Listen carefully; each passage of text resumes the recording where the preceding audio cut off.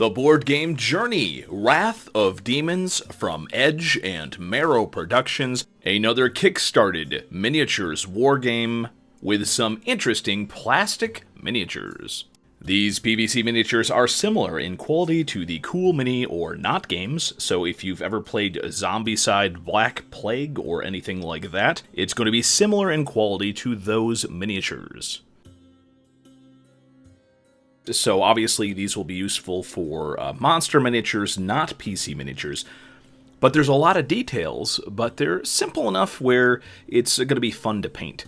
You also get some interesting tile sets which might or might not be of use to you. They're of incredibly high quality, so I might try to figure out a way to do some sort of dungeon crawl with these, because you do get an awful lot of them, and they are nice and purty. Now, of course, onto the miniatures. There's a lot of demon miniatures here that would be perfect for Minotaurs of various sizes. The smaller ones are obviously probably around the size of the average D&D Minotaur, with the bigger ones making excellent Minotaur lords. In the base game, you get 21 finely crafted miniatures, including this huge Key Lung miniature, which reminds me a lot of the D&D Key Rin. In the game, this is supposed to be a corrupted good creature that can no longer recognize good versus evil, so I definitely was interested in painting it up and using it in one of my games with a speed paint, where I painted 4 miniatures in 2 hours and 30 minutes.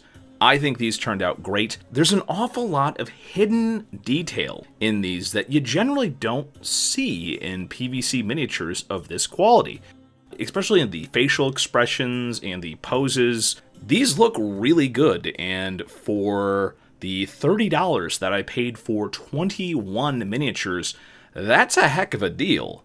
And even with a speed paint, they look fantastic. Let's take a quick look at some beautiful 360 footage of these miniatures. Now, if you're wondering how I managed to get such a decent paint job in such a relatively short amount of time, it was because I used a color match primer.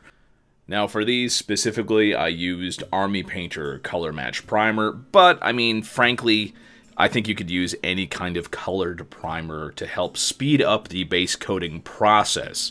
If you're interested in the painting video that is on RPan, I will leave a link below in the description.